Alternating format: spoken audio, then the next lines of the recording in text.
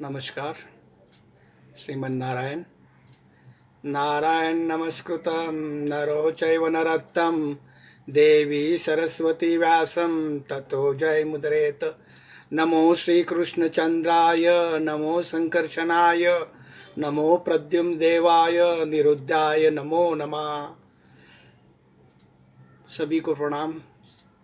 भगवान करे आप सभी कुशल मंगल हो, कुशल मंगल रहे, यह प्रभु परमेश्वर से प्रार्थना है।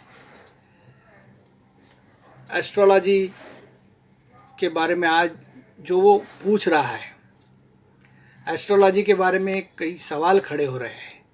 अभी मैंने आज ही जस्ट एक पढ़ा कि एक कोई न्यूज़पेपर में आया था कि आरएसएस के प्रमुख ने बोला कि मेरा भगवान से विश्वास अभी उड़ गया है। मोदी जी ने थाली बजाई, ये बजाई, और फिर भी नहीं है। तो ये सब बड़े दुख की बात है। बहुत से लोग पूछते हैं कि ये ज्योतिषी को मालूम नहीं था क्या, ये एस्ट्रोलॉजर को मालूम नहीं था क्या कि ऐसा कुछ होने वाला था। जरूर था मालूम, सभी को मालूम। कोई किसी ने पूछा होगा तो वो बताएगा ना। आज 13 साल के बेंगलोर के एक एस्ट्रोलॉजर ने, मैसूर के एक 13 साल की उम्र के एस्ट्रोलॉजर में, आप गूगल पे सर्च करो, ये 3 साल पहले बता दिया था। उसका एक खुद का जो है विश्लेषण हर रोज करता है, तो उसने 3 साल पहले ये बता दिया था कि इस तरह की घटना होने वाली है। काफ़ी लोग हैं जिनको, हर एक के लिए ये कोई बुरी बात नहीं है। एक बात ख्याल रखिए, ये कोई संकट आया है तो हर एक के लिए बुरा ऐसा नहीं है कि भाई ये तो सभी का बुरा हो रहा है। कुछ लोग बोल रहे सभी लोग जेल में हैं, सभी का बुरा, ऐसा नहीं है। ये किसी के लिए अच्छी संधि है, किसी के लिए अच्छा है। जो किराना शॉप वाले हैं, जो दैनंदिन चीज़ें बेचने वाले हैं, उनके लिए ये अच्छा है। उनको दिवाली जैसा ही आज उनका व्यापार चल रहा है। वो भी सुरक्षा का नज़रअंदाज रखते हुए कर रहे हैं। तो ये जिसके उसके ग्रहमान होते हैं। ये देखने जाओ तो ये जो सब कुछ संकट आया हुआ है, ये संकट आने की वजह जो है वो आपको मैं बतलाता हूँ। ये एक्चुअल में जिस तरह ये इतिहास दोहराता है, बोलते हैं, हर लोग बोलते हैं, हम लोग, कि इतिहास दोहराता है। ये उसी तरह का इतिहास दोहरा जा रहा है। आज से कई युगों पहले जब रावण राज था, तब तो यही हालत थी। रावण का राज में इतना कुछ कलह था, इतने कुछ लूटमार थी, इतना कुछ स्त्री के बारे में गलत हो रहा था, महिलाओं पे अत्याचार हो रहे थे, कि उस समय उस रावण राज को डर कर और रावण के पाप कर्म को डर कर और रावण के सभी कृत्यों को डर कर सभी भगवान, अक्षरशः भगवान, सभी भगवान ये सुमेरु पर्वत के गुफाओं में जाके छुप गए थे, बंद कर कर बैठे हुए थे। आज क्या है, इतिहास दोहरा है। आज वही हाल है ना। हर एक ग्रह का मंदिर, हर भगवान का मंदिर आज बंद है, सब भगवान अंदर है। तो ये इतिहास क्यों दोहराया है? इसकी वजह सब जो दुनिया में, जो हिंदुस्तान में गए 4, 5, 10 साल से जो अत्याचार चल रहा है महिलाओं पर, गौ माता पर, तब गौ माता पृथ्वी जो है वो गौ माता का रूप लेकर सभी भगवान के साथ सुमेरु पर्वत की गुफाओं से वो छुपते जाते ब्रह्मा जी के पास गए और ब्रह्मा जी से तब विनती की कि क्या करें, इतना बड़ा अत्याचार, रावण राज आया हुआ है, हम सब छुप के बैठे हुए हैं। तो ये कोरोना काल जो आया हुआ है, ये रावण राज का ही नतीजा है। तो ये बातें अध्यात्म की बातें हैं, ये जो बातें हैं ये पुराणों की बातें हैं। ये जो उसमें रुचि लेगा, जो समझेगा, वो समझेगा कि ये क्यों हो रहा है। किसी का, हर एक का ग्रहमान खराब हो गया इसके लिए हो रहा, ऐसा नहीं है। किसी जिनके कर्म अच्छे थे, जिनके ग्रहमान अच्छे हैं, उनके लिए अच्छा है। कुछ लोगों को इसके, भले ही वो अध्यात्म या ज्योतिष कुंडली ना देखते हुए भी उसको ऐसे सिम्टम्स मिल गए थे कि कुछ ये होने वाला है, वो हिसाब से उनमें परिवर्तन आ गया था। वो लोग उस हिसाब से काम कर रहे थे। मेरा खुद का उदाहरण देखने जाओ तो मैंने क्या पता, मैंने 2 महीने पहले 3 फरवरी में मेरे बम्बई के लोगों को जो रूम पार्टनर से उनको बोल दिया था कि मैं अभी मई महीने के बाद मैं बंद कर रहा हुआ है आपका इधर का, मेरा रेंट सिर्फ मई तक का मैं अपना अप्रैल तक का मैं दूंगा, मई से मैं नहीं दूंगा, और अप्रैल का मैं उनको एडवांस दे दिया था। तो ये ऑटोमेटिक जो अध्यात्मवादी लोग हैं उनको कुछ ना कुछ ऐसी घटनाएं उनके हो गई है, ऊपर वाला जो केयर लेने वाला होता है। मैं कभी आज 20-25 साल से भगवान ओंकारेश्वर जी के मंदिर में यहाँ का जो है वहाँ जाता हूँ, वहाँ पंडित जी है रहते हैं, वहाँ अभी भी पूजा अर्चना हो रही है, मंदिर अंदर से बंद है, बाहर से बंद है, अंदर सब पूजा अर्चना हो रही है क्योंकि पंडित जी वही रहते हैं। तो उस मंदिर में मैंने कभी भी प्रदोष और चतुर्थी की वार्षिक पावती बनाई नहीं है। मैं हर चतुर्थी हर प्रदोष को वहाँ जाके पावती बनाता था और संकल्प से अभिषेक की रसीद बनाता था। पर गए 3-4 महीने पहले एकाएक मुझे क्या हुआ क्या पता, मैंने वहाँ वार्षिक रसीद बनवा ली, 1100 रुपये की वार्षिक रसीद, चतुर्थी और प्रदोष की दोनों की बनवा ली। आज 50 दिन हुए मंदिर में हम नहीं जा सक रहे हैं, आज हम वहाँ जाके संकल्प नहीं कर सक रहे हैं, पर ऊपर वाले ने उस तरह से मेरे हाथ से करवा लिया कि मेरा आज वहाँ संकल्प जो रसीदधारी जो लोग हैं उनका सबका संकल्प वहाँ हो रहा है, चतुर्थी का हो रहा है। तो ये सब घटनाएं ऊपर वाला बराबर करता रहता है। जो ये सवाल खड़ा करना कि ये ज्योतिष लोगों ने बताया नहीं क्या, आप गूगल पे सर्च करो ना, 13 साल के ज्योतिषी ने बता दिया। मेरे पास कोई हिंदुस्तान की कुंडली लेके आता था, मैं एस्ट्रोलॉजर हूँ, और मुझे पूछता था कि भाई ये डीप में देख के बताओ क्या क्या होने वाला, मैं ज़रूर बताता था। पर हम लोग जब देखते हैं और उसको डीप में देखते हैं तो ही ये ध्यान में आता है, नहीं तो नहीं। जो कोई अभ्यासु आदमी भारत की कुंडली को गहन तरीके से हर समय हर महीने हर 2-4-6 महीने में देखता होगा और उसका विश्लेषण लिखता होगा करता होगा, वो जरूर ये बताएगा कि क्या होना था और क्या प्रॉब्लम आ सकता है, क्या समय खराब है या अच्छा है। तो इस तरह की शंका कुशंका ये करना गलत है। बहुत से लोग ये पूछते हैं एस्ट्रोलॉजी के बारे में कि भाई ये मेरी कुंडली का इतना अच्छा था, समय अच्छा चल रहा था, दशा अच्छी है, या फिर भी मेरे साथ XYZ घटना क्यों बुरी हुई। तो इसके बारे में भी आपको एक बात बताना चाहता हूँ। उसके बाद हम आगे के एपिसोड से सब एस्ट्रोलॉजी के ऊपर ही बात करेंगे, पर ये बातें पहले ही बताना जरूरी है कि अपनी अकेले की कुंडली पे ये निर्भर नहीं करता। हमारी कुंडली में और हमारे परिवार की कुंडली में ग्रहों के अनुसार से किसका तुम अरिष्ट करने वाले हो ये मालूम होता है। मेरी पत्रिका में कौन सा ग्रह बैठा है कहाँ, और उसकी वजह से मेरी वाइफ, मेरे बच्चे, मेरे पिताजी, मेरे मामा जी, मेरे ब्रदर, मेरे माता, मेरी पिता, मेरे इन सब लोगों का मेरे वजह से अरिष्ट होगा या नहीं होगा, ये जानने वाला ज्योतिषी होना चाहिए। तो इसके लिए क्या करना पड़ेगा कि सभी की पत्रिका का अवलोकन जरूरी है। 7-8 पत्रिका तुमने लाई और उसको डीप में स्टडी किया तो आप परफेक्ट बता सकते हो कि आपको समय अच्छा है बुरा है, आपका काम होने वाला है, आपको इस विषय में सफलता मिलने वाली है या नहीं है। इसका उदाहरण तो मैं हमारे जो गुरुजी थे जिन्होंने मुझे एस्ट्रोलॉजी 2010 में सिखाया बेसिक नॉलेज, उस समय हमने 500 से 700 पत्रिका का अभ्यास किया। उस समय में 2010 में मैंने ये एस्ट्रोलॉजी इसलिए सीखा, मैं खुद बड़े संकट से उस टाइम बाहर निकला था, पुणे हॉस्पिटल से मेरा डिस्चार्ज हुआ था और मुझे 3 महीने बेड रेस्ट थी।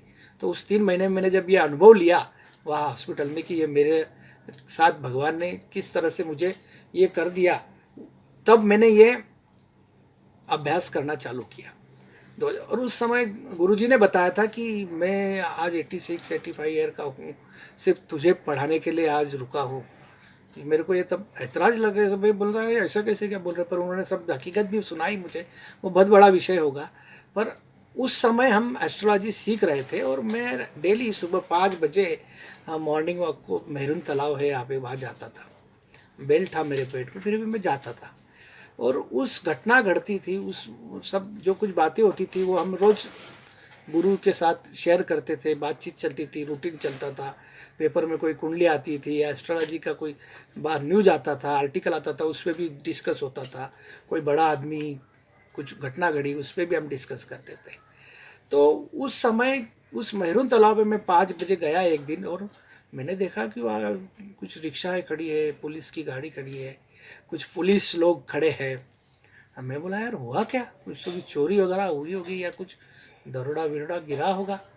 तो मैंने इंक्वायरी की तो वही सामने एक हमारे आर्किटेक्ट्स महोदय रहते हैं, मित्र है हमारे, उनका मकान था।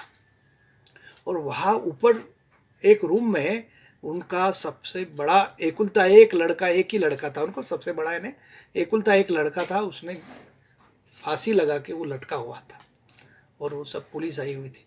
मैं तो हैरान हो गया। मैंने जैसे ही उनके कलीग आर्किटेक्ट्स लोग हैं जो मेरे अच्छे दोस्त हैं, मेरे मित्र है, उनको मैंने 5 बजे फ़ोन करके बता दिया कि ऐसा ऐसा इनके साथ, इनके घर में ऐसा ऐसा हुआ है कि आप लोग आ जाना 10-11 बजे रखने वाले हैं। फिर वो मेरे परिचित थे, जो सर थे वो जिनके घर में ये हादसा हुआ। एक 8 दिन बाद, 10-12 दिन बाद भी मैं वहाँ जब बैठने गया उनके यहाँ, तो मैंने उनको बोला भाई मैं भी एस्ट्रोलॉजी सीख रहा हूँ, तो आप मुझे उसकी पत्रिका दीजिए लड़के की। तो उन्होंने बोला ठीक है पत्रिका ले लो, बोले दिया उन्होंने। मेरे गुरुजी को मैंने बताया भाई ये उसकी पत्रिका, हमारा डिस्कस हुआ था सर से कि भाई उसकी आत्महत्या क्यों की। देखा जिस दिन उस लड़के ने आत्महत्या की उस दिन उसका चंद्रबल अच्छा था, उस दिन उसकी दशा महादशा अच्छी थी, शनि गुरु गोचर अच्छी स्थिति थी। और मैं हैरान में पड़ गया। मैं हम गुरुजी को दादाजी बोलता था, दादाजी यार ये ऐसा कैसे क्या। जब आदमी का समय खराब होता है तो उसके साथ दुर्घटना होती है। घटना जिस जिस दिन किसी की देह भी जाता होगा तो उस दिन उसका दिन मान खराब होता है। तो मैंने बोला ये ऐसा क्यों। उन्होंने बोला उन्होंने एक ही वर्ड यूज किया, ये तू पढ़ रहा है ना, इसके लिए ये घटना घड़ी कि तू जाके पत्रिका लाया, तेरे को ये सीखने को मिला। मैं बोला क्या हुआ। बोले तेरे जिनसे अच्छे रिलेशन है तो तू उसके माता और पिता की भी पत्रिका लेके आ। मैं उनकी माता पिता की पत्रिका लेके आया और वो मेरे अच्छे दोस्त थे आर्किटेक्ट साहब। मैं उनसे वो पत्रिका लेके आया, उनको बोला भाई मुझे दोस्त हम नहीं ज़रूर लेके जाओ। देखा तो फिर उन्होंने बताया कि इनका जब कुंडली रीडिंग किया कि इनको संतान सुख ही नहीं था। तो 18 साल का जान जवान एकलता एक लाडला पुत्र जो 12th में था और अच्छा था पढ़ाई में भी, पर पढ़ाई के टेंशन में या किसी वजह से उसने सुसाइड कर लिया। तो कहने का मतलब यह है कि अपने साथ अपनी बाकी पत्रिका में भी वो दिखता है। अपना ही कुंडली में काल वेड़ अच्छा रहा तो ही कुछ सब होगा ऐसा नहीं है। और इसका आप खुद जाके इंक्वायरी कर सकते हैं। मैं उनका नाम बताने में मुझे कोई संकोच नहीं होगा या उनको भी कोई बुरा नहीं लगा, आर्किटेक्ट सोनार साहब। तो आज भी वो वहाँ रहते हैं। मैं भी आज यहाँ वो दादाजी तो गुजर गए हैं पर ये मेरे नोटबुक में आज भी है सब वो पत्रिकाएँ। तो कहने का मतलब ये कि सभी पत्रिका देखना जरूरी है। कोई अभी नया नवजात शिशु का जन्म होता है तो मैं पहले ये देखता हूँ कि इसके जन्म होने के बाद ये किसके लिए अरिष्ट तो नहीं है, फिर उसके उपाय करिए। तो ये सब बातें देखना जरूरी है। जब आप 10-5 मिनट में नहीं कुंडली देख के बता सकते हैं कि इसके लिए अच्छा होगा कि उसके लिए बुरा, भले ही उसका कितना भी अच्छा गोचर चलता हो, कितनी भी अच्छी दशा महादशा चलती हो। तो ये सब बातें समझने के बाद ही एस्ट्रोलॉजी पे कोई उंगली उठाए या एस्ट्रोलॉजी गलत है ऐसा बोलने का साहस करे। एस्ट्रोलॉजी कोई गलत बात नहीं है, एस्ट्रोलॉजी बहुत बड़ा शास्त्र है। उसे बताने का वाला अभ्यासु आना चाहिए और उसने सभी तरह का ज्ञान लेना चाहिए तो ही वो ठीक से बता सकता है। इसका बाजार जो करेंगे कि भाई सिर्फ अपना पेट भरने के लिए जो कर रहा है वो गलत है। आप भले ही उसकी 2 रुपये किसी से दक्षिणा ज़्यादा लीजिए पर उसको प्रॉपर गाइड करिए। आजकल दूसरी बात एक क्या होती आ रही है कि पॉजिटिव निगेटिव को लोग बहुत बातें करते हैं। निगेटिव क्यों बोल दिया, अरे निगेटिव बोला क्या, किसी डॉक्टर ने आपको बोल दिया कि भाई आपका एंजियोग्राफी हुआ है और आपका 99% ब्लॉकेज है और आपका बाईपास है, तो आप क्या डॉक्टर को ठुसा मारोगे, निगेटिव बोला मुझे। अरे आप निगेटिव वर्ड का इस्तेमाल आप करके खुद आप निगेटिव बात करते हो।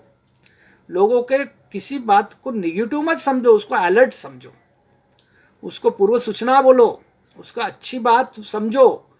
आजकल फैशन हो गया है क्योंकि ये सब जो वक्ता लोग हैं ना प्रोफेशनल, और जो प्रसिद्धि के लिए जो सब भाषणबाजी करते घूम रहे हैं, वो एक ही बात सबको बता रहे हैं, और वो सबके लोगों के दिमाग में फिट हो रही है कि निगेटिव निगेटिव निगेटिव मत बोलो, निगेटिव मत कहा। अरे भाई निगेटिव नहीं, निगेटिव को तुम अलर्ट समझो, निगेटिव काम मत करो।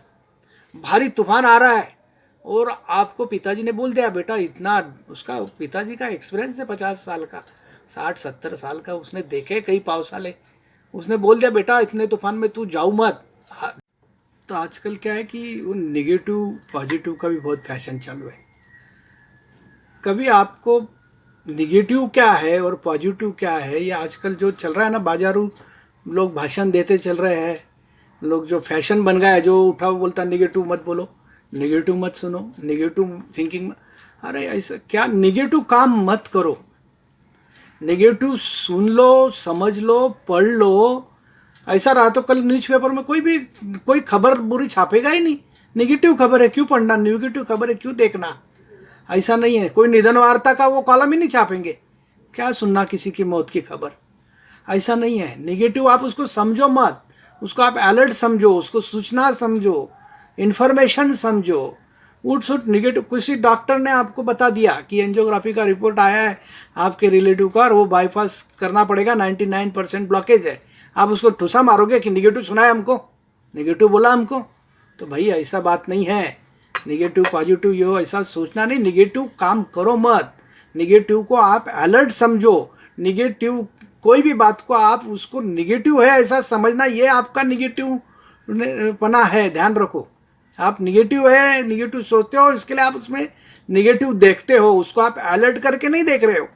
कभी कहीं तूफान आ रहा है, बारिश आ रही है, और आपके पापा, उनका इतना बड़ा एक्सपीरियंस है 40-50 साल का, इतने पावसाले उन्होंने देखे, उन्होंने बता दिया बेटा जाओ मत, बहुत डेंजर तूफान है और मुझे लगता है गए ने मौत के मुंह में जाना है। तो आप उनको ऐसा बोले निगेटिव क्यों बोलते हो पापा, जाता मैं छाता लेके जाता, रेनकोट लेके ऐसा नहीं है। चक्रवादल आया है, निगेटिव खबर नहीं है, निगेटिव बात नहीं है, अलर्ट है, पूर्व सूचना है। तो ये जो चल रहा है ना, ये मुझे व्यक्तिगत मेरा हो सकता है ये मत, पर आप थोड़ा सही तरफ से सोचो।